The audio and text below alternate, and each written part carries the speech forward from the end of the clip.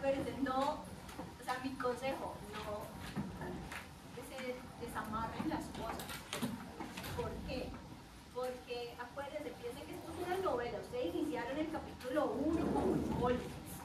Glucólisis me introdujo unos personajes en el camino y este es el capítulo 2. Todas las clases van a ser capítulos de rutas diferentes, pero que no son tan diferentes, están muy conectadas, con propósitos inclusive en común, otros diferentes, pero no las desamarren, porque donde las desamarren, ¿qué pasa cuando uno no perdió un capítulo de la novela o de la serie?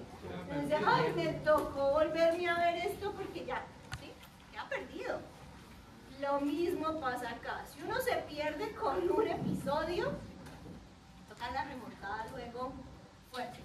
Entonces, recordemos qué hacía la glucólisis o para qué sirve la glucólisis.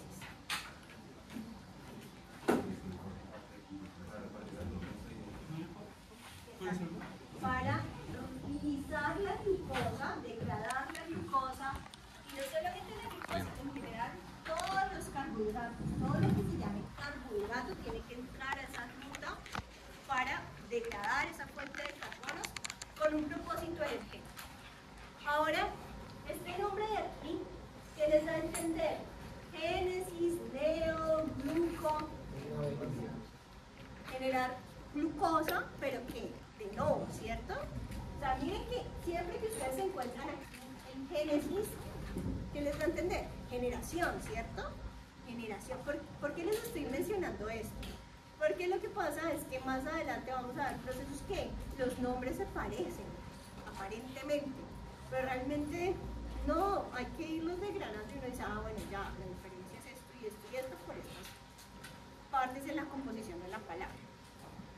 ¿Sí? Glucogénesis, glucogénesis, todo eso se entonces, glucogénesis significa listo, vamos a generar glucosa. ¿Pero de qué tipo? De nuevo, por eso es nueva. ¿Ya? Proceso completamente opuesto al propósito de glucólisis, que es romper esa glucosa para obtener energía. Este es un proceso biosintético. ¿Y cuándo se da este proceso? Entonces, esta gráfica me gusta mucho, particularmente, porque es muy fácil de comprender cómo funcionan esos procesos metabólicos asociados a los carbohidratos, con las concentraciones de glucosa en sangre. Entonces, miren lo que pasa normalmente con la glucosa exógena, es decir, la glucosa que ingerimos en los alimentos. Esa glucosa, si nosotros después de 4 horas de haberla ingerido no consumimos más, pues ese pico cae. Y ese pico cae producto de qué? De que esto llevó a que la glucólisis se acelerara, empezara a obtener energía, se dispararan un montón de procesos biosintéticos derivados de ese exceso de glucosa que ingresó, pero al final los niveles también van a ir cayendo, sobre todo en sangre, van a ir disminuyendo. ¿Qué pasa si eso pues ocurre? Cuando antes de que empiece a caer definitivamente ya esos niveles de glucosa exógena, vamos a empezar a usar las reservas. Y una analogía que nos sirve un poquito para entender cómo funciona esto, se hagan de cuenta que esta es la mesada. Faltan 5 días para la mesada y ya me la gasté. Si he sido organizada y he podido guardar las veces en que me ha quedado algo, tengo como una reservita, ¿cierto? Tengo ahí un colchoncito. Pero la reserva, miren, uno la empieza a gastar, pero la reserva como es tan pequeñita, pues como que dice, uy, pucha, faltan todavía 3 días y nada, no alcanzo a llegar. Miren, por eso la reserva de glucógeno es una reserva pequeñita. No es que no podamos almacenar excesivamente un montón de cosas. Entonces la reserva llega a un punto máximo en el cual después de ciertas horas comienza también a disminuir. Y antes de que eso ocurra, miren quién empezó a funcionar. El proceso de síntesis de nuevo de glucosa, la gluconeogénesis. Y ese es el que nos va a mantener.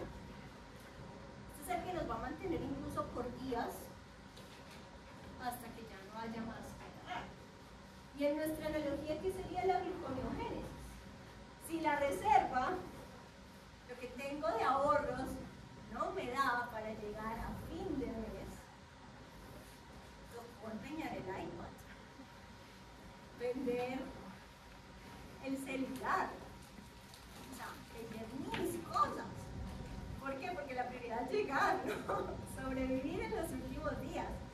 Entonces, ¿qué pasa? Eso es la gluconeogénesis. Estoy tomando fuentes de carbono de otras cosas que normalmente no usaría para eso, para poder mantener los niveles de glucosa. Ese es el propósito. ¿Por qué es importante o por qué el metabolismo se embarca en tomar de otras fuentes de carbono, porque no hay carbohidratos, para poder pagar esto? Porque dos cosas nos matan. Un bajón de energía nos mata, pero un bajón de glucosa en sangre también nos mata.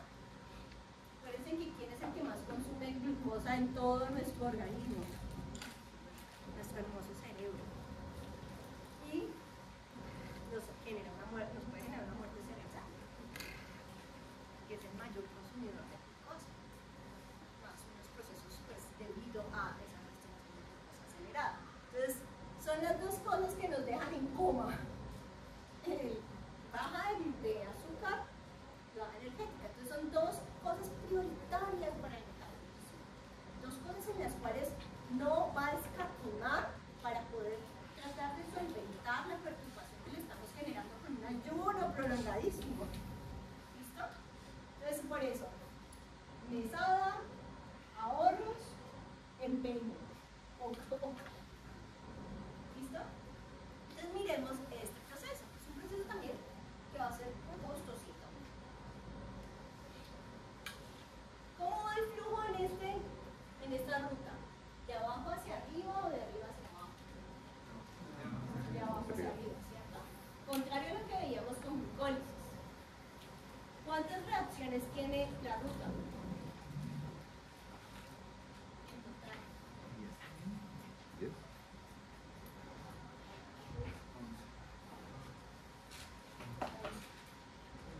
¿Cuál fue la que se me duplicó?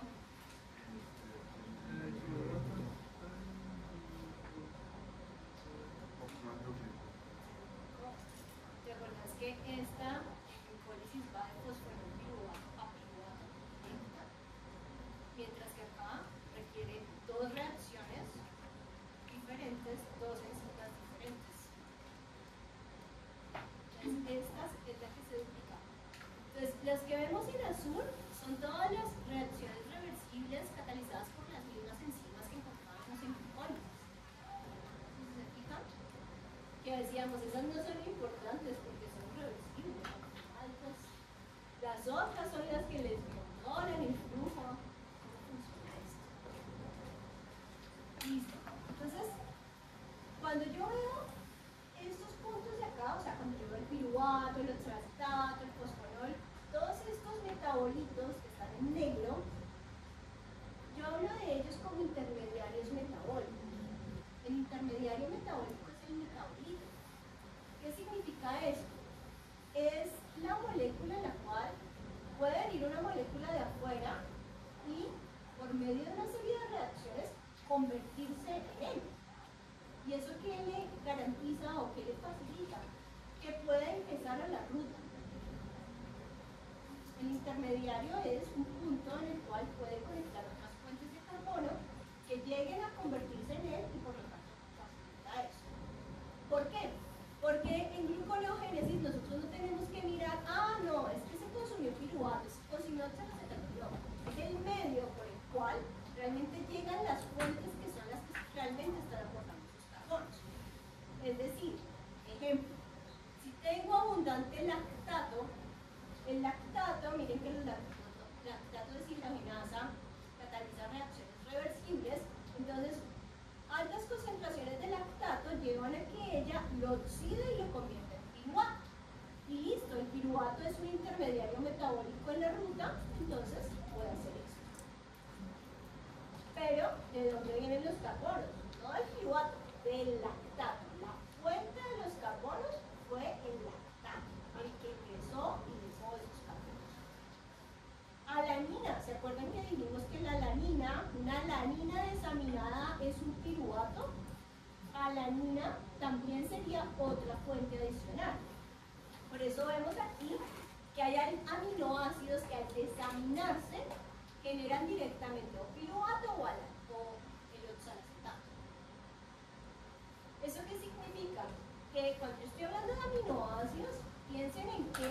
con un ayuno prolongado, ¿qué estaría quemando?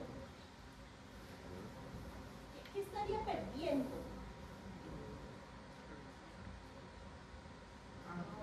Va a ser la glucosa, ¿a qué se está sacrificando? Fuente de carbón. ¿De dónde vendrían esos aminoácidos?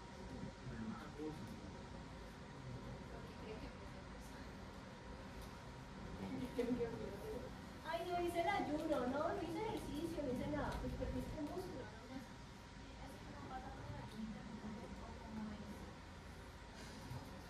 Un ayuno no va a discriminar, o sea, sí te va a movilizar grasas, pero también te está quemando músculo en el proceso, puede quemar músculo en el proceso, porque si ves, como no estoy consumiendo glucosa, entonces el sistema que tiene que hacer para mantener los niveles, empezar a generarla, y para empezar a generarla necesita fuentes de carbón, y en ese caso si no hay carbohidratos, y lo haces porque no hay carbohidratos, entonces ¿de dónde salen las fuentes de carbono?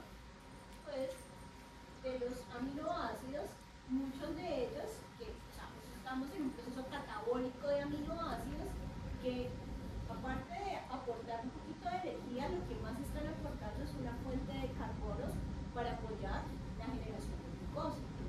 Entonces, listo, si yo puedo hacer ayuno y no mover un dedo, y voy a perder peso, pero lo que perdí fue masa, principalmente.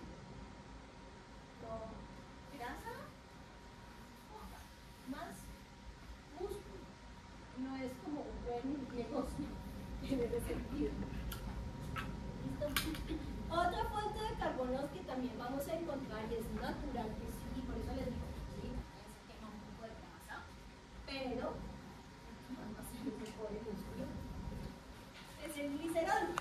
¿Se acuerdan cuando dibujaron los triacilgliceroles en el parcial? El propósito de que dibujaran el triacilglicerol. Listo. Los triacilgliceroles van a ser esa fuente de energía, porque este proceso, gluconeogénesis, solamente se va a dar cuando hay ATP. Y entonces uno dice, bueno, si glucólisis está arrestada, entonces ¿cómo así que ATP? ¿No? Pues glucólisis se arresta justamente porque hay ATP. Que no haya glucosa es otra cosa, pero debe haber ATP. Entonces, ¿qué está ocurriendo simultáneamente? Los ácidos grasos son los que se están movilizando y se están degradando para poder tener ese aporte energético que se necesita para arrestar la glucólisis. Porque esto no se va a dar si glucólisis no está arrestada. ¿Y por qué? Porque miren que comparten muchas reacciones en común. Todas, desde esta segunda hasta esta 10ª reacción, todas estas enzimas comparten el mismo nicho, o sea, están en el mismo citoplasma. Entonces, ¿qué pasa cuando son dos rutas que están generando sentidos diferentes? Para que la una pueda prosperar, necesita que la otra esté hacia abajo, ¿no? Y ya veíamos que dentro de las enzimas claves, como piruvato-quinasa y fosfofructoquinasa, la carga energética las controla, o sea, las inhibe, ¿se acuerdan? Hablábamos que altas concentraciones de ATP inhibían alostéricamente a la fosfofructoquinasa y a la piruvato-quinasa. Entonces, para que eso se cumpla y glucólisis está a la baja y esta pueda prosperar, necesita que se cumpla eso, haya energía. ¿Y quién está pagando esa energía? Los ácidos grasos. Y son ácidos grasos y ellos tienen su reacción. Pero el glicerol que se libera, que vienen de triacilgliceroles, acá lo tenemos. Este no es un ácido graso. Tiene que entrar al hígado, al riñón, a donde lo reciba. Y en este caso, si el hígado está estimulado para producción de glucosa, entonces el glicerol va a ingresar transformándose en hidroxiacetona fosfato. ¿Cómo lo hace? A través de dos reacciones. Entonces el glicerol tiene que fosforilarse por la glicerolinasa, un ATP de consumo. Luego la deshidrogenasa lo oxida con NAD+, un NADH que se consigue Y aparte ya tenemos la dihidroxiacetona-fosfato, un intermediario metabólico. Ahora sí puede ser reconocido. Esos carbonos del glicerol se convirtieron en un intermediario que es reconocido en la ruta. ¿Sí me siguen? Más o menos 3 partes. Listo. La siguiente reacción, miren esta parte de acá. Entonces, ¿eso qué significa? Que estos carbonos del glicerol no tienen que llegar acá. Ellos pueden ingresar directamente aquí, hacia acá. Entonces, piensen que esto es una avenida. Hagan de cuenta, esto es una avenida. Usted ingresó por acá, ¿cierto? Viene por acá. Pero eso no significa que este que está más acá arriba tenga que llegar por acá. No, él puede ingresar por acá. Ah, que se ahorró todos estos pasos, pues sí, buenísimo. Se lo ahorró, está más cerca del fin de la ruta. Entonces lo puede hacer. Es como cuando ustedes van manejando en la calle, no sé, en la Simón Bolívar, la autopista, lo que sea, y entran otros carros. No esperan que usted ya terminó y llegó a su fin, no. Igual esto está pasando de la misma manera. Entonces, todos están entrando al mismo tiempo. ¿Sí? ¿Bien? Contar los metabolitos Entonces, nos estamos enfocando en no poner 1 millón de metabolitos. Estamos enfocándonos con estos que, sobre todo, glicerol siempre se te va a dar por la movilización de los triacilgliceroles, que están liberando los ácidos grasos. O sea, esa es la parte que dices que sí se puede gastar un poquito de grasa. Exacto. Sí, y que la grasa se está gastando porque miren las reacciones.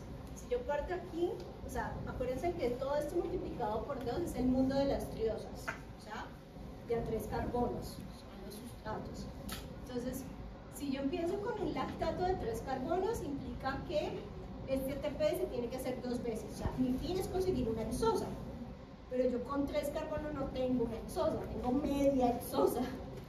Pues no es lógico. Entonces, esto es 2, 2, 2. Por eso, estos 3, ATP más GTP, son 3 moléculas de alta energía multiplicadas por 2 para obtener una molécula de 6 carbonos. ¿Sí? Ahora, pensando en la cartelera que ustedes van a diseñar maravillosamente para futuro quiz, previo al examen,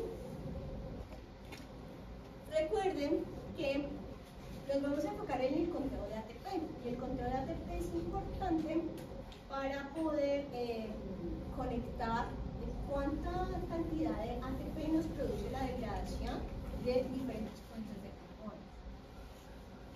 Yo les hago siempre la salvedad con la cantidad de NADHs y también en las reacciones que encuentren FADH2. ¿Por qué? Porque las equivalencias entre ellos son diferentes. Y si se acuerdan en glucólisis un poquito de lo que veíamos, de hecho, venga, yo me devuelvo a glucólisis, si no importa.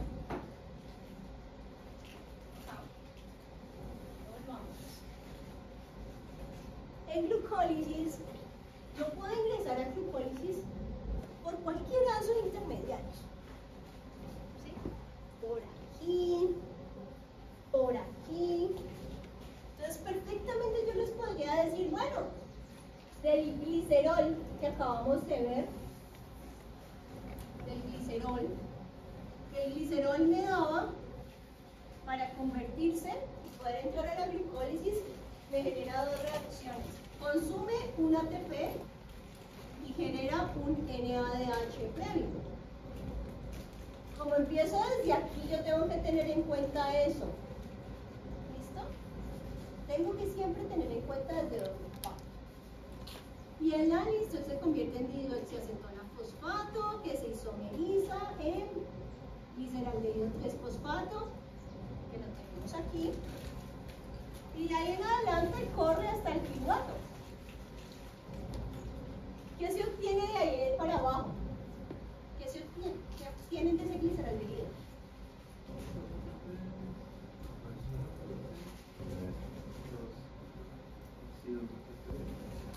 Ah, no puedo hacer.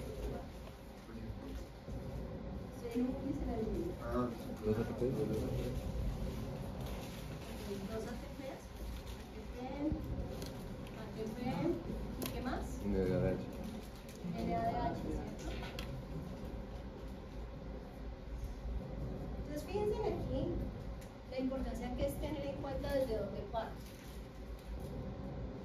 Acuérdense, NADH es súper importante porque cada uno representa 2.5 ATPs. Mi consejo, apréndanse en estas equivalencias. 2.5, 1.5 que son las del libro. La mayoría de los videos que hay en YouTube les redondean esa nota. ¿Sí? Les redondean a 3 y a 2. Y si ustedes ponen el champú con 2 o 3, o ponen o se aprenden mal la equivalencia, les queda mal. Por eso mi advertencia es con esto. Aunque yo les borro, creo que les ayudo a borrar. Entonces, pilas con eso. Porque sí, o sea, hacemos el repaso, pero las equivalencias son diferentes. Entonces, pueden haberlo hecho bien y el fallo les da completamente desfasado. Eso se lo voy a poner acá. Ahora, entonces teniendo en cuenta eso y pensando solo hasta piruvato, no vamos a avanzar más adelante, avanzaremos más. Entonces, ¿cuánto tendría de un glicerol energéticamente? 4.5. O sea, si yo resto este ATP con este ATP, entonces obtendría, bueno, un piruvato, 2 NADHs y un ATP. Si esto yo lo multiplico por 2.5, esto me equivale a 5 ATPs. O sea que aquí solamente con esto ya yo estoy obteniendo 6 ATPs. ¿Sí? Solo con esto. Si yo me voy y digo, ay bueno, pero es que eso se parece al gliceraldehído. Miremos qué tanto se parecen energéticamente. ¿Cuánto me daría un gliceraldehído?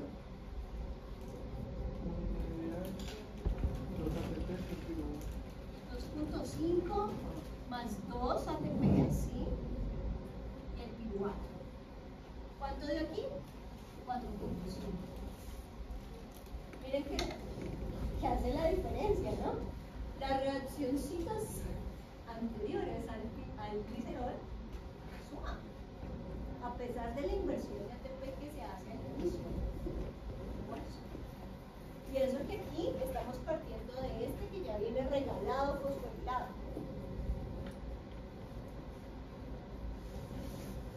Otro ejercicio. ¿Cuánto les daría partir de fructosa 1,6 bifosfato? De fructosa 1,6 bifosfato. A ver qué les daría.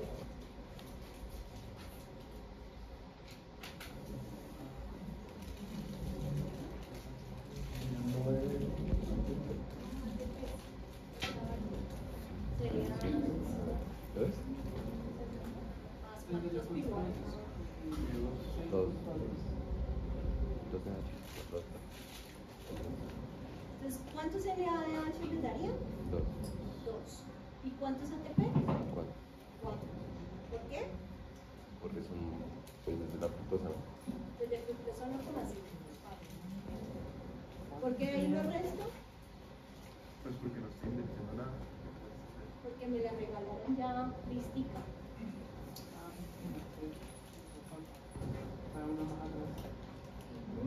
Entonces, no es lo mismo partir de fructosa o de glucosa, que ahí sí tengo que invertir los ATPs para fosforilarla. Fíjate que yo empiezo de fosfato tendría 8.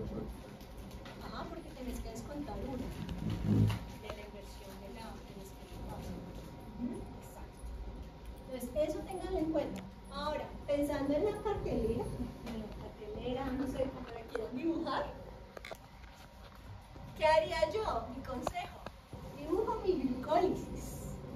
Dibujo mi glucólisis y por aquí al ladito le pongo la del glicerol. Y por aquí al ladito le pongo el lactato. ¿Por qué? Porque todo eso se conecta por aquí, ¿ya? Entonces no hacen como, no sé, 3 versiones de unas cosas que se parecen tanto y que luego los va a enloquecer a la hora de revisar la ruta. ¿Sí? ¿En cuál? Desde la fructosa vamos a hacer grupos, ¿cuántos te dan?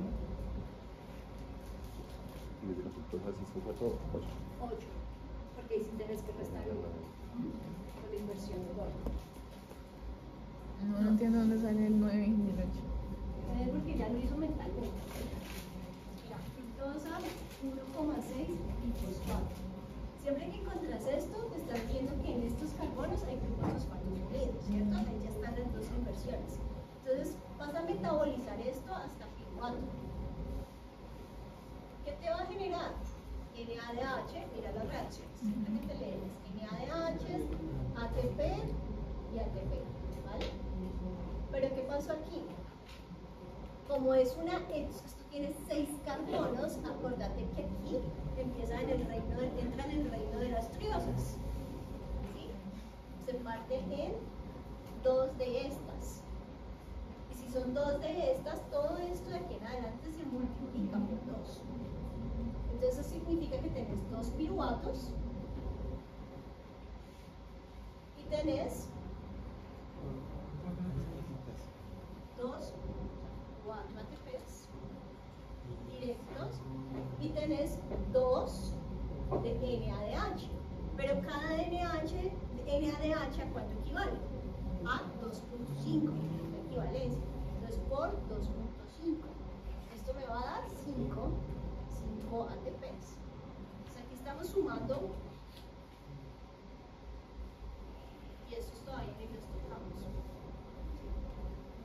Estos son los que van a dar el resto. ¿Sí? ¿Mejor? ¿Mejor? No, la ruta de la glucólisis ya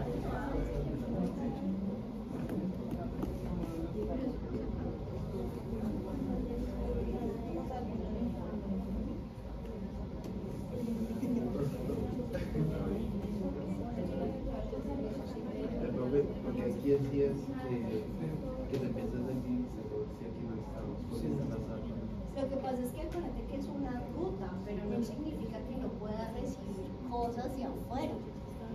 O sea, el glicerol, cuando ingresa glicerol a la célula, él va a aportar, si la célula está en gluconeogénesis, aporta los carbonos para glucosa. Pero si la célula en ese momento donde él ingresó está en glucólisis, él le aporta la glucólisis. Igual, o sea, se convierte en el mismo intermediario que sirve a ambas. Obviamente, en ese caso yo le diría, vamos a oxidar, hacer una descarboxilación oxidativa de tal molécula. Ajá, exacto. Pero mi consejo es, no la pongan en glucosa, entonces pónganla aquí. Porque si no, se enloquece. La glucólisis es un headmaster.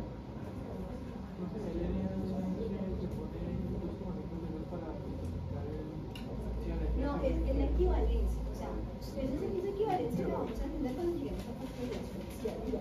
Si lo quieres de una vez, o sea, para mostrar el imagen. ¿Ah? Dentro de eso,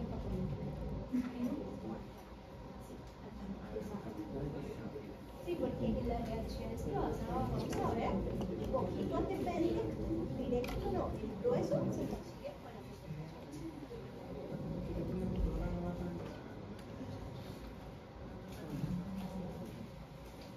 Entonces, ¿bien?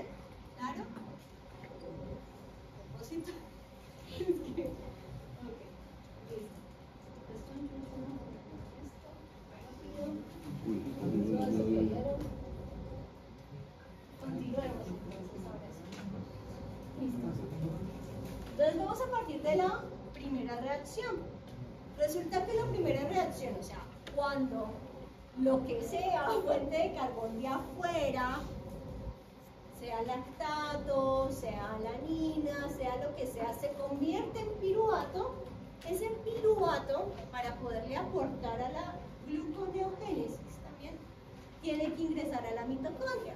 ¿Por qué? Porque sencillamente la enzima está en la mitocondria. Piruvato carboxilasa. Y esa enzima, entonces, como su nombre lo indica, va a carboxilarle al piruvato. La enzima tiene un dominio de unión ATP y un dominio de unión a biotina. Casi todas las carboxilasas, para funcionar como carboxilasas, utilizan como coenzima a la biotina. La biotina es la que va a facilitar esa transferencia de ese carbono al sustrato para poder carboxilar eficientemente. ¿Cómo lo hace? ¿Cuál es el mecanismo de la enzima? Entonces, la fuente de carbonos va a ser la anhidrasa carbónica, acuérdense que estamos en un medio acuoso, anhidrasa carbónica, que va a reaccionar con el ATP formando un carboxifosfato. Ese carboxifosfato es importante porque prácticamente es tener un enlace de alta energía que va a facilitar la carboxilación, en este caso, ¿de quién? De la biotina. La biotina es la que va a recibir y se va a convertir en un intermediario en la reacción. La biotina está unida a la enzima a través de un residuo de lisina. Su cadena lateral, miren que es como un brazo móvil. O sea, vamos a ver mucho siempre a coenzimas unidas a la lisina, en particular por la flexibilidad de la cadena lateral que funciona como el brazo. Entonces, ¿qué pasa con esa biotina? Cuando la biotina, digamos, la biotina está en un sitio de la enzima, cuando está descarboxilada, pero cuando llega este carboxifosfato y la carboxila, ella queda convertida en carboxibiotina. Esa carboxibiotina se desprende de ese sitio activo y se mueve, o ese sitio de unión a la enzima, y se mueve al sitio activo donde está el sustrato, que en este caso es el piruvato. Y ahí es donde va a ocurrir la transferencia de ese carbono al piruvato, convirtiéndolo en oxalacetato. Entonces, una vez ella le transfiere el carbono, ya vuelve a su sitio, otra vez se mueve de ahí. Por eso el brazo es importante para que ella pueda moverse de un sitio a otro. ¿Listo? ¿Preguntas hasta ahí? ¿Dudas hasta ahí? Eso es lo que va a ser la primera parte de la reacción, o sea, carboxilar la triosa en una molécula de 4 carbonos, el oxalacetato. Pero con el oxalacetato tenemos un problema. Y es que, como se generó dentro de la mitocondria es supremamente impermeable al oxalacetato. O sea, no lo dejan entrar ni salir, menos salir, como oxalacetato. Entonces, ¿cómo va a escapar el oxalacetato? ¿Cómo va a llegar al citoplasma? A través de un sistema de lanzadera. Y la lanzadera aquí se llama malato deshidrogenasa. La malato deshidrogenasa mitocondrial lo va a reducir. Va a reducir el oxalacetato con el poder reductor del NADH, le transfiere esos electrones y lo convierte en malato. Que como vemos, el malato sí tiene salida de la mitocondria, tiene canales de salida de la mitocondria. Entonces, en ese sentido, el malato va a salir al citoplasma y la malato deshidrogenasa citoplasmática, ya hizo enzimas todo el tiempo, va a hacer lo contrario, lo va a oxidar. Lo contrario que pasó acá, lo oxida y recuperamos el oxalacetato en el citoplasma, que ya ahora sí se convierte en ese intermediario gluconeogénico que necesitamos. ¿Bien? Esta es la reacción ya. Sí, ya el resto, la siguiente parte, pues ya es en el citoplasma. Entonces, esa primera reacción, y es, volvemos al punto, todo sustrato que se convierte en piruvato debe, o sea, esos carbonos que provean ese piruvato deben hacer esta reacción dentro de la mitocondria. No pueden hacerlo por fuera, porque la enzima no está, así es. La enzima está en la mitocondria. Pero también si sale como oxalacetato normal. Si termina saliendo como la cosa normal. Como que- Exacto. Sí, o sea, no sale como malato, pero ya en el citoplasma se convierte en nuestra fosfatilo. ok. Fosfatilo. En PI del anterior, cuando sale el anterior de positivo. Ahí cuando entra el CO2 más el ATP, ADP más y Fosfatilo orgánico, que es el que salió en el ah, proceso. Porque acuérdate que en esta parte, ¿te fijas? Aunque ese grupo fosfato inicialmente lo transfiere acá, al final esto se libera. ¿Sí? No queda unido a ningún producto en particular, sale de forma libre. Luego de que cumple su misión, descarboxilar a la biotina, porque la biotina se carboxila, no se le une el grupo fosfato ni nada. Entonces ese es el PI que sale.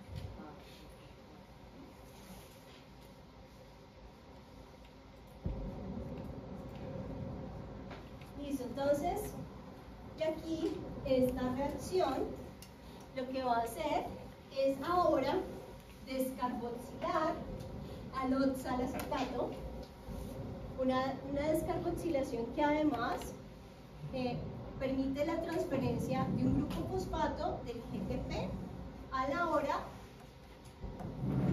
pues medio piruvato realmente, que lo convierte en fosforiluropiruvato. Entonces piensen miren, piensen en la diferencia estructural entre ellos dos.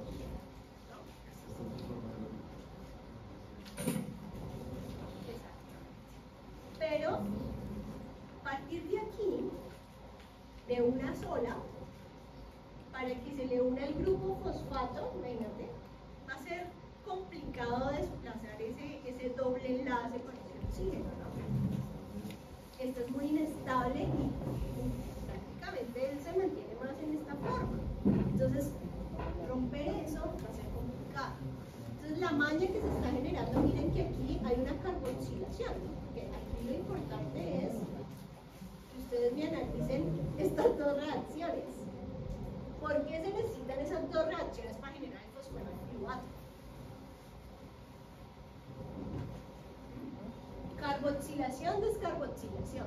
¿Por qué esas dos reacciones son importantes?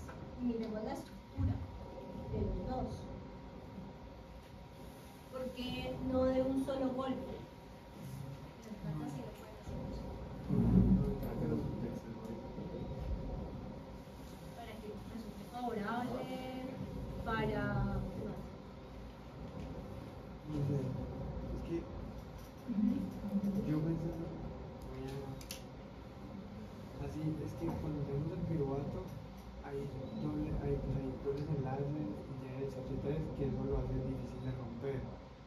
Cuando se carboxila ya tenemos algo más simple, que tenemos, pues, ya son simples, enlaces simples. Y luego al volver a carboxilarse, descarboxilarse, vuelve a pasar a una forma donde se hace más difícil de romper de nuevo, pero en ese proceso tú no puedes, o sea, no puedes pasar de algo difícil de no lo puedes mover de cierta forma, porque es más difícil. Primero se carboxila para luego ahí sí pasar a la descarboxilación para poder tener el fosforiluropiruvato. Casi que cuando lo está perdiendo, ¿qué está pasando? También está liberando energía con la ruptura de este enlace. Porque pasamos que el piruvato con respecto al fosforiluropiruvato sea más inestable también, pero en cambio el oxalacetato es aún más inestable que el otro traspase está con mayor estabilidad con el fosforiluropiruvato. Muy bien, excelente. Entonces miren que aunque se da una inversión grande, ATP, GTP en las dos reacciones, igual sigue siendo mucho más barato hacer este proceso que intentar hacer esto de un solo golpe, sería muy costoso. Entonces, sí, hay plantas, las plantas tienen mecanismo y enzima que sí lo pueden hacer. Entonces, en nuestro caso, para disminuir el golpe de todo, se hace se maneja este proceso de descarboxilación carboxilación, descarboxilación para aminorar también la carga energética, de inversión energética.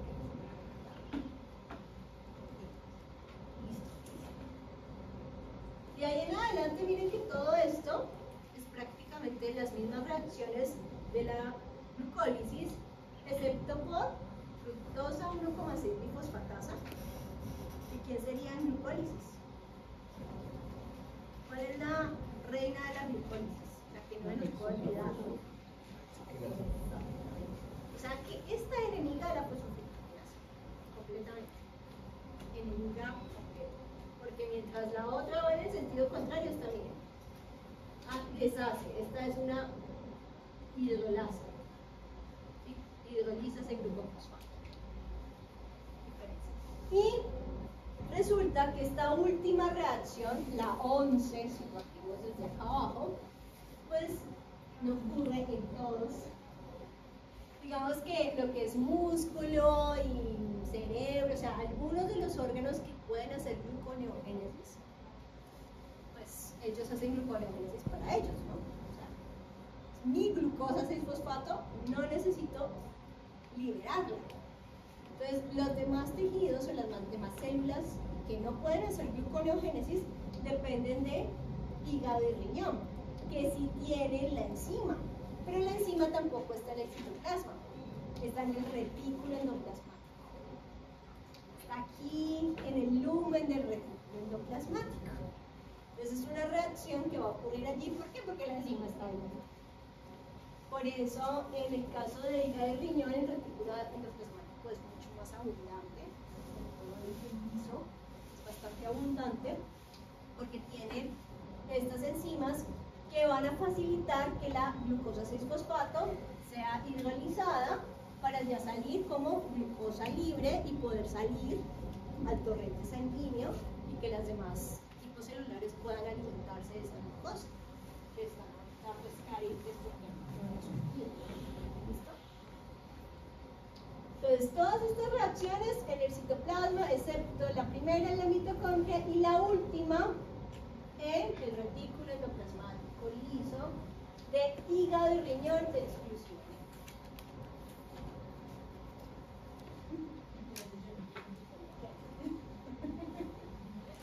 ¿Listo? ¿Dudas, preguntas hasta ahí? Gracias, muy callado.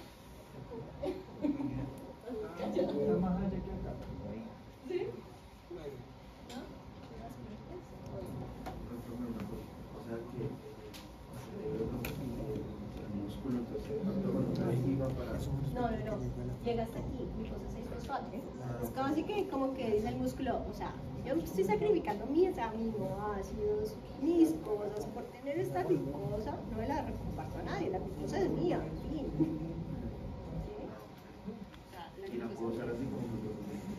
Sí, esta sigue como tener un momento en el que le enciende el gluconeogénesis, pero en la medida que va obteniendo glucosa 6-fosfato, otra vez la apaga, puede hacer switch más fácil. Y también necesito para soltarlo por difusión. Ajá, exacto, porque ya con el glucofosfato ya queda amarrada. ¿Cómo? Entonces, obviamente estos que sí son soportadores, pues donan esa glucosa, la tienen que liberar, y liberarla es quitarle la carga negativa, que es el glucofosfato. ¿Cuál es que tú habías dicho que era la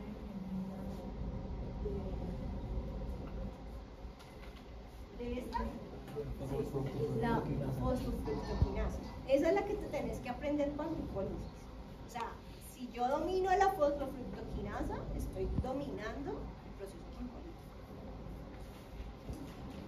Y esa es, digamos que, esa es la que se regula más sutilmente. Ustedes se ponen a ver, es la que más sutilita, porque es bastante lo que hacemos de glucólisis. Bueno, entonces hasta ahí entonces tenemos estas diferencias. Ahora, ¿por qué no podemos decir que la gluconeogénesis sea al reverso de la glucólisis? Porque si ocurre de esa manera, pues requeriría energía metabólica y no sería favorable para el entorno. ¿Qué?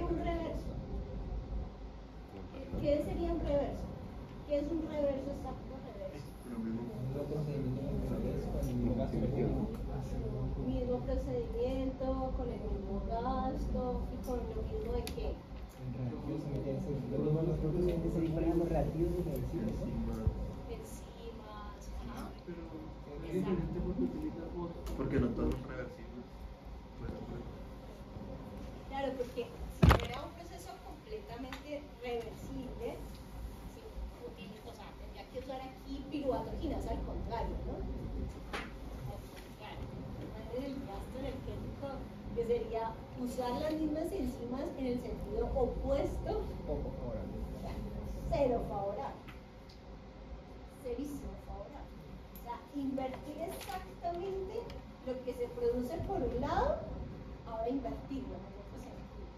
O sea, eso sería imposible haciendo el reverso de la glucólisis. Miren que el flujo sería de más 84 kilojoules por mol, tratando de usar los mismos componentes, o sea, las mismas enzimas, las mismas reacciones, con la misma energía que brinda el uno, entonces invirtámosla en hacer el otro. No se da. Pero, haciendo esto, imagínense la cantidad de ATP que habría que invertir. Muchísimo, muchísimo. Sale más barato, listo. Invierto mis 6 ATPs, cambio esas enzimas y el proceso es muy favorable. Entonces, el costo realmente energético es muchísimo menor. Por eso el proceso jamás es un inverso. ¿Sí es clara esa parte? entonces no es que las enzimas irreversibles sean totalmente reversibles, sino que necesitan mucha energía para poder llegar a... Sí, sí, porque es que hablamos de procesos irreversibles cuando el costo energético de volverlos es demasiado alto. O sea, costo efectivo no es. Entonces, como es tan alto ese costo energético, además que, porque en sí, si ustedes se ponen a ver, todo lo que es ruta metabólica implica una serie de rutas desequilibradas. Desequilibradas, digámoslo, esto no está siguiendo ningún equilibrio. Porque para que fluya, no pueden haber rutas equilibradas, ¿no? Piensen como un agua estancada. Un equilibrio de reacción es un agua estancada, ni para adelante ni para atrás. Si yo quiero que fluya, las rutas metabólicas, todo esto son reacciones desequilibradas. Eso es lo que favorece que eso fluya. Si eso estuviera en equilibrio, no va nada. Entonces, eso es lo que está favoreciendo. Ahora, es un desequilibrio acompañado también de una liberación de energía, es una acople energética que lo está favoreciendo. ¿Sí?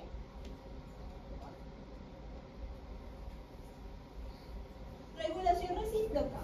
Entonces, esto, este es el chapú que no puede entender, eso no puede ser, que tienen que memorizar, pero no lo pueden sacar, que se los borro, se los arranco.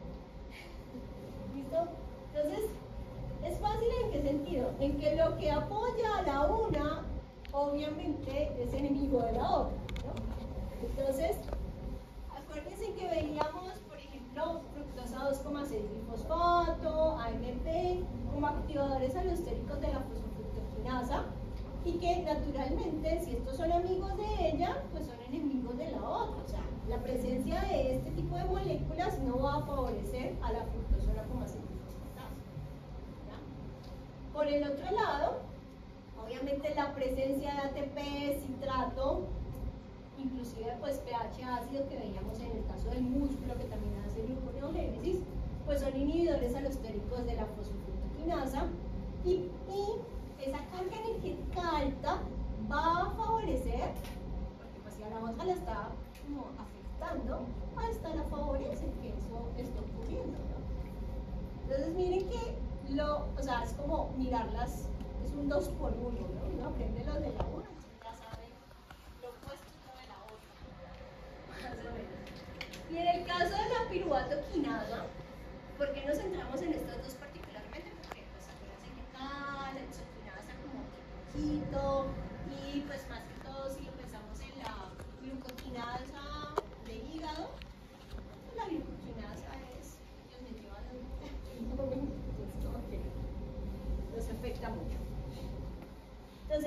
piruvato quinasa, ¿por qué vemos acá la fructosa 1,6 bifosfato? Porque acuérdense que cuando esto se está produciendo en grandes proporciones, aquí hay un montón de reacciones reversibles, que se van de lleno y que eso asegura que mientras esto se produzca en grandes cantidades, el fosfonol piruvato le va a llegar en grandes proporciones a la piruvato quinasa. Y naturalmente su sustrato es un modulador positivo para la enzima, ¿sí? La presencia de su sustrato. Alanina, ATP, ya veíamos negativos, AMP también es positivo para ella. Y digamos que las dos que entran ahí como a medio, a ser equivalentes, pues la carboxiquinasa, que acuérdense que es reversible realmente, entonces a esta se ve un poquito afectada por las altas concentraciones de ADP, igual que la piruvato carboxilasa, pero la piruvato carboxilasa va a estar apoyada por presencia de acetil-CoA. Acuérdense que esta está ocurriendo dentro de la mitocondria, donde se produce mucho acetil-CoA. Y cuando se produce mucho acetil-CoA, es porque entonces están las grasas liberándose acetil-CoA, invadiendo el mitocondria. Entonces, eso la favorece a ella. Además que es un regulador negativo de la enzima que le hace contra eso. Entonces, ¿cuál era que tanto como la glucólisis y la glucogénesis se ayudaba a ambas partes? ¿A que era igual en la No, acuérdate que son dos. Eso es como glucólisis y gluconeogénesis, esa se da cuenta un carril, ¿no? Que va en un sentido. Entonces imagínate si vos pones en el mismo carril los dos sentidos, estrellada fija, ¿cierto? Esos son glucólisis y gluconeogénesis. Si vamos en este sentido, en este carril, vamos en ese sentido. Si va a cambiar el sentido, es todo el carril cambia de sentido, ¿ya? No en simultáneo, porque si no, un peligro. ¿Y qué facilita que vaya en un sentido o que vaya en el otro? Pues la regulación sobre sus enzimas claves, que son los semáforos que ponen pues el sentido del carril, por así decirlo, ¿sí? Entonces, de esa manera, lo que favorece a la una perjudica a la otra. Entonces, por eso no puede cambiar el sentido. El sentido va así, ¿ya? Y cuando desaparecen esos y aparecen otros que la afectan, entonces ahora sí podemos cambiar el sentido. ¿Sí?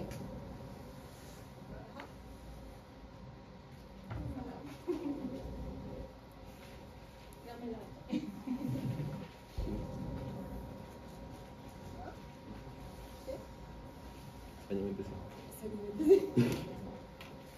Es que bueno, las preguntas raras, esas preguntas raras. Entonces, acordémonos, necesidad energética. Si hay necesidad energética, naturalmente los activadores glucolíticos van a estar apoyando a las enzimas claves de la glucólisis, ¿no? Se va a prender glucólisis y por lo tanto la gluconeogénesis se apaga. Hay abundancia, entonces si hay abundancia energética, entonces obviamente esto va a ir al contrario. Hay abundancia energética, entonces no hay necesidad de glucólisis. En ese sentido, piensen, si no hay glucosa, quien paga por la energía son los ácidos grasos. Por eso se puede dar el evento en que hay alta energía y por eso se puede pagar por la gluconeogénesis, que es cara energéticamente. De lo contrario, no. O sea, esto es siempre con la salvedad de que la gluconeogénesis va a estar encendida por bajos niveles de glucosa en sangre, por apoyo del glucagón que sale en su rescate, o sea, sale a decir, ¿qué pasó aquí?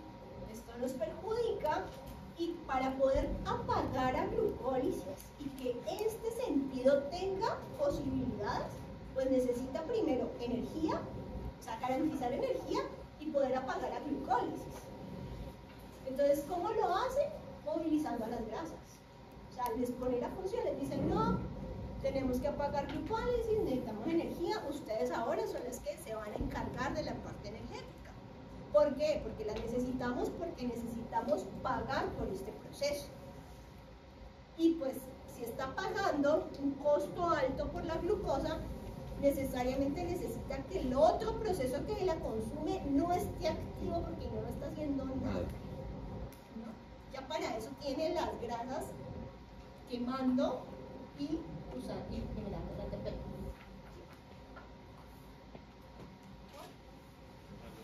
Dime.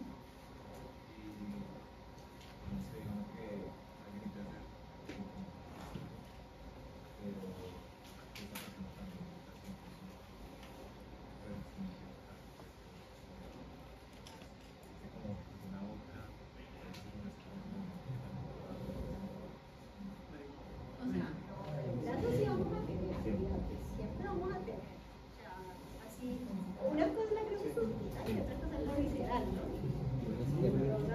O sea, grasa siempre va a haber porque es una prioridad para el sistema, para el metabolismo, porque es una reserva energética mucho más favorable que carbohidratos o los aminoácidos. Entonces siempre vamos a tener pequeña, pero entonces y el rendimiento de ella es muy superior, más del doble que el de carbohidratos. Aparte que también puede fabricar. Siempre va a haber. Y lo otro es que sí, claro, los aminoácidos también, las fuentes de carbono que apoyan este tipo de procesos y también apoyan energéticamente. Yo también puedo obtener energía, puedo obtener intermediarios del ciclo de Krebs a partir de aminoácidos. Entonces ellos también pueden proporcionar energía. Pero pues el fondo ahí es complejo, porque uno pronto se mataste haciendo que quiera luego de que siempre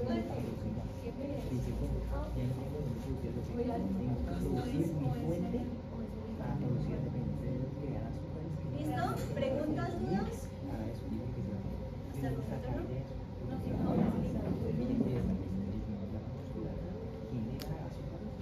¿Se acuerdan de la fructosa 2,6 bifosfato?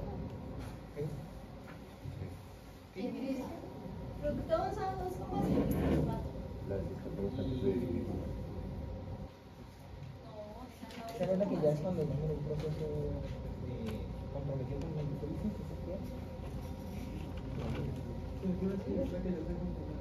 Miren por aquí. Es esta. Fructosa 2,6 bifosfato. ¿Qué sería? Entonces, ello.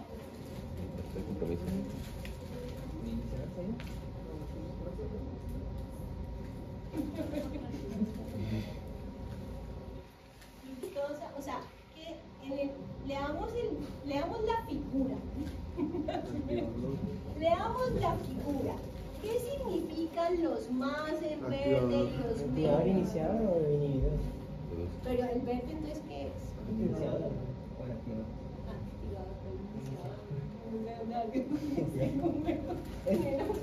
Activador positivo. Entonces, fructosa 2,6 bifosfato es un activador de quién? De la fosforilación.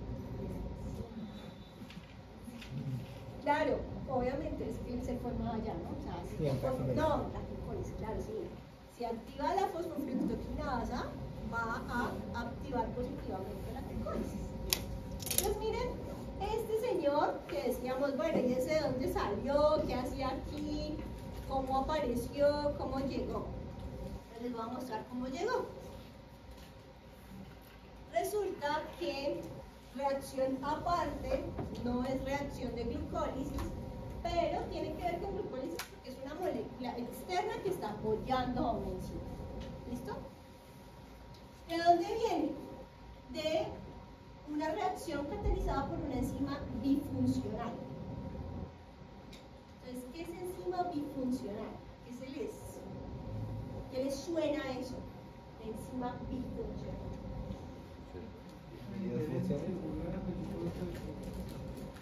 Que tiene dos dos diferentes puntos de acción, o sea, en el mismo molécula tienes dos sitios activos diferentes.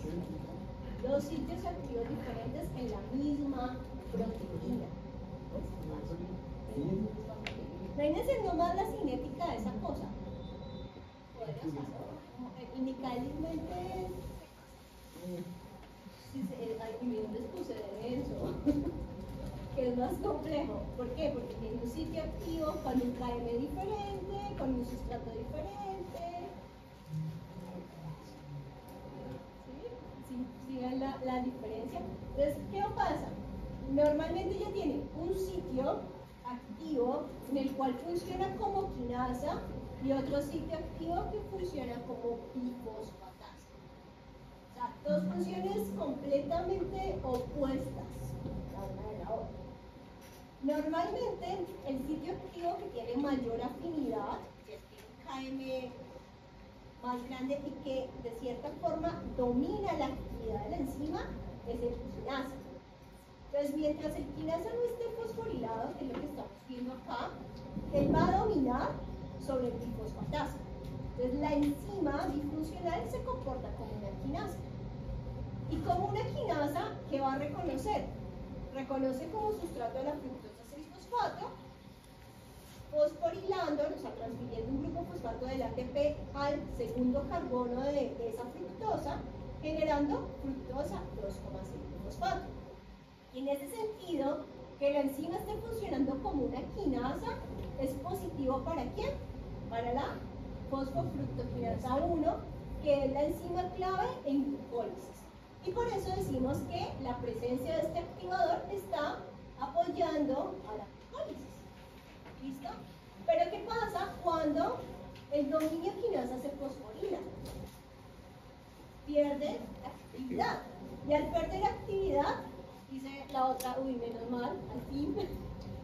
Entonces, la enzima ya, como tiene este otro sitio activo, ya puede tener función de bifosfatasa. Entonces, la bifosfatasa ya no reconoce como sustrato a la fructosa 6-fosfato, reconoce como sustrato a la fructosa 2,6-fosfato. ¿Y qué va a hacer? Pues va a hidrolizar ese grupo fosfato del carbono 2, liberando como producto fructosa 6-fosfato. Entonces, en este sentido, ¿qué hizo la bifosfatasa? Consumir al amigo, consumir al amigo de la fosfofructoquinasa. Hagan de cuenta que esta fructosa, miren, un ejemplo que me salió en la clase pasada. Hagan de cuenta que son dos enzimas, ¿cierto? Fosfofructoquinasa y fructosa 1,6 bifosfatasa, que van en sentidos opuestos, pero que están ahí como en la misma reacción. Es como si fuéramos, o sea, con él y yo, y dijéramos, bueno, vamos a competir por la misma reacción, pero resulta que a él le llegan patines. Vamos a correr, y él corre con patines. Los patines, que no correrán, no, porque no, ni con patines. Fructosa 2,6 bifosfato. Fructosa 2,6 bifosfato son los patines de él. Claro, pues él corre con patines, me gana siempre, ¿no? Me va a ganar todo el tiempo. Pero ya una cosa es, no, se le quitaron los patines, es lo que está haciendo acá.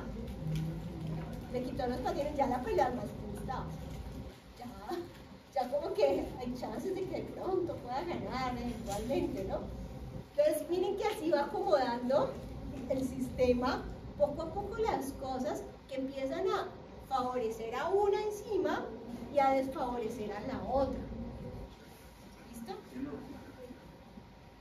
No, aquí estamos viendo el global en las enzimas, porque la presencia por eso digamos el esquema de estoy compitiendo con otro, que competimos por lo mismo, ¿sí? Con resultados diferentes, pero que el uno tiene patines y yo no, pues obviamente me va a ganar, está apoyado con patines, pero quite los patines. Entonces, ¿qué está pasando aquí? Que prácticamente esto está diciendo, merme, ya ahorita vamos más a la par, y obviamente se empiezan a dar una serie de sucesos que van a empezar a apoyar, a desfavorecer a una y apoyar a la otra. Entonces, no sé, el suelo se le puso jabonoso, entonces claro, pues se cae, ¿no? Yo sigo corriendo, ya tengo oportunidades. Más o menos eso es lo que está pasando con esas dos enzimas que son rivales en esa reacción, y que las dos catalizan reacciones irreversibles en un lado. Entonces, ¿y esto por qué se da? ¿O a qué se debe? Entonces, miren, ¿quién está apoyando la fosforilación de dominio quinasa? Proteína quinasa A, que viene de quién? De la ruta del glucagón. ¿Y cuándo se dispara el glucagón? Cuando estamos en ayuno. ¿No? En estos momentos, puro glucagón en mí, me voy a ver porque estoy en ayuno desde que desayuné. Entonces, ¿qué hace el glucagón? Entonces, al censar esos bajos niveles de glucosa en sangre, ¿qué va a empezar a hacer? Va a promover una cascada de señalización que lleva a que las quinasas, acuérdense que pensábamos cómo funcionan esas quinasas, que fosforilan lo que encuentren, lo que puedan, entre ellos el dominio quinasa. En este caso el dominio quinasa esto le sienta mal, y por lo tanto el dominio bifosfatasa, a ella le cae fabuloso que la otra haya recibido esa modificación covalente reversible. ¿Ya? Le cae fabuloso porque comienza a consumirse este sustrato que le va a sentar mal a ella. Entonces, de cierta forma, muy indirectamente comenzó a apoyar el proceso gluconeogénico al empezar a inhibir el proceso glucolítico, quitándole amigos a esas cascadas.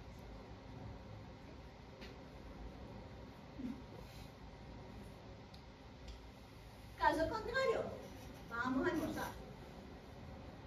Fabuloso. Altos niveles de glucosa en sangre. ¿Por qué? Por la insulina.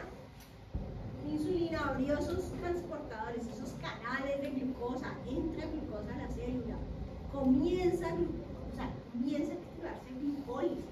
Y eso también es apoyado por la salida de estas fosfatasas que van a empezar a deshacer lo que hizo la proteína quinasa, a hidrolizar esos grupos fosfato que puso ella, y en ese sentido entonces le sienta mal a la bifosfatasa y fabuloso a la quinasa. Quinasa comienza a fosforilar fructosa 6-fosfato para estimular más a la glucosis y acelerar a la glucólisis, que es lo que necesitamos. Llegó glucosa en grandes cantidades para tiene el efecto del glucagón, porque llegó la hormona contrarreguladora, que es la insulina, y genera el cambio de escenario completo. Y es rápido, es rápido.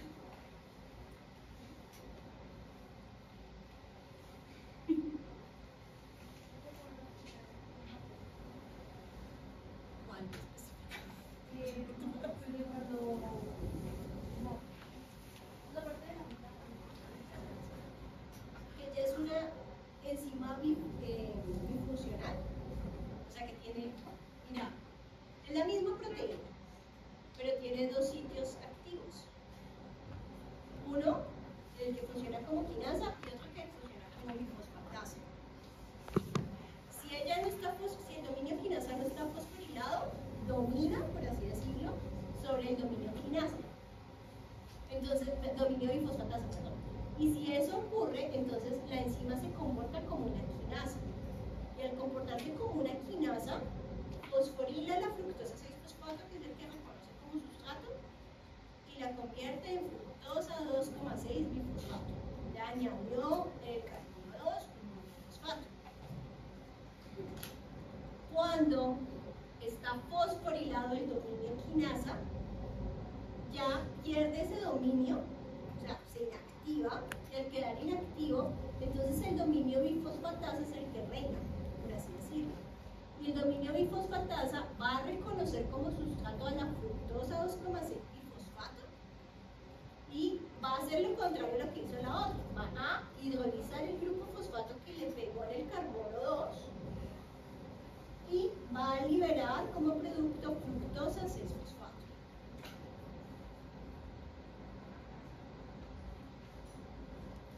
¿Dudas, preguntas hasta ahí?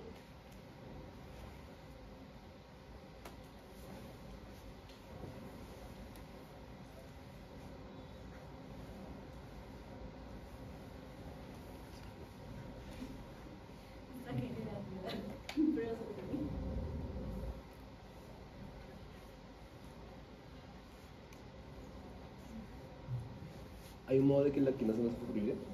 Digamos, si la quinasa no es fosforilada, obviamente pues no va a hacer el proceso, obvio. Pero digamos, ¿solo se generaría esa parte de la pegada? O sea, si ella no está fosforilada, no está inhibida, siempre la enzima te está funcionando como una quinasa. O sea, mientras esto esté así, libre de ese grupo fosfato, ella funciona como una quinasa todo el tiempo. Solamente deja de funcionar como quinasa cuando se fosforila ese doble. O sea, que es sensible a los estímulos por parte de la regulación hormonal. O sea, a los niveles de glucosa en sangre. Cuando los niveles caen, dispara el glucagón, que le dice, advertencia, no ha comido, auxilio, necesitamos que liberes glucosa y que movilices todo esto de acá. Y movilizar implica parar rutas consumidoras de glucosa y empezar a generar esa glucosa. Entonces, el glucagón hace muchas cosas, afecta muchas rutas de forma simultánea. Eso es lo que está haciendo el glucagón. Dígame.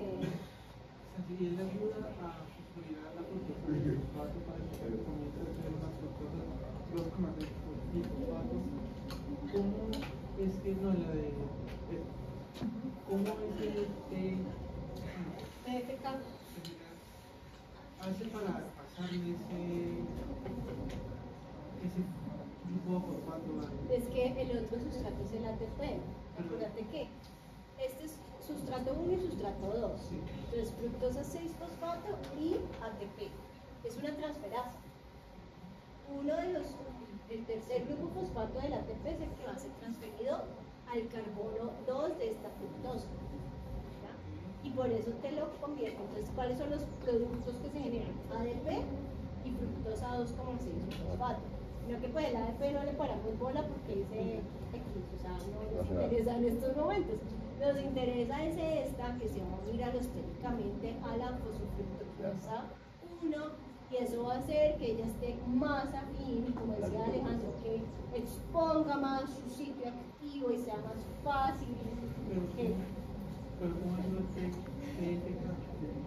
¿Cómo así que cómo ayuda el PFK? No, esta no ayuda. Pues porque todo esto es la PFK2. O sea, ella son las mismas otras condiciones. PFK2 es esta enzima.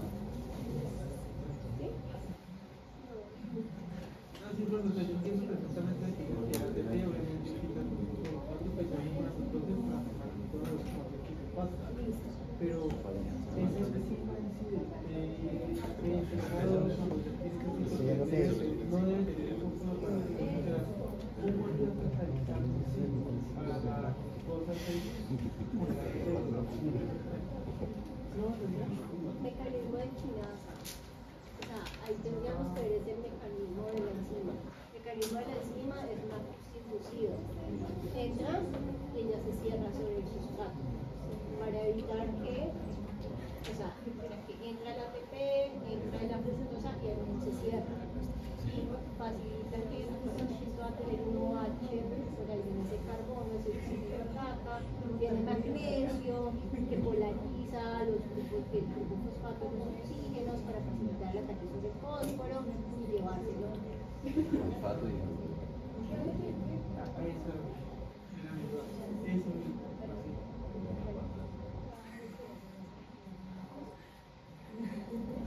es muy emocionante.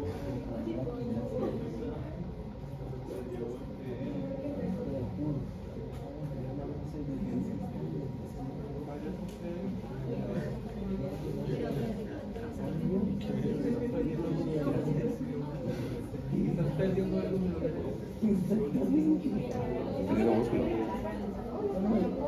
que le has pedido más para allá está buscando que no quería No existía la solución. Ahora específicamente 28 individuos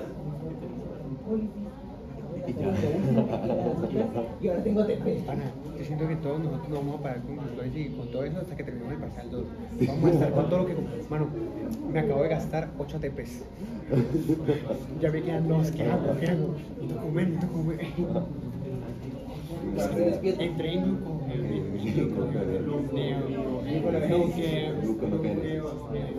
esa vaina va a estar así. Entonces, ay, crisis, muchachos. Te lo uso, Deme comida. Acá comiste así como y aquí me gasté en la el micrófono tiene bebidas. yo siempre tengo sueño, acuérdate, o sea, yo cuando tengo sueño, pero entro a nada. Y salgo de esas dos materias estando así.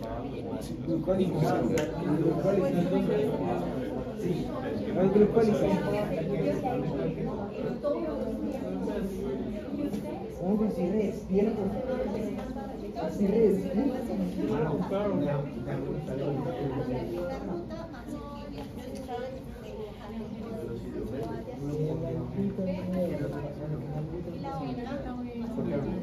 Así despierto. Yo ahorita no podía, me montaba la sesión para el avión y estaba aquí acá. Ahora no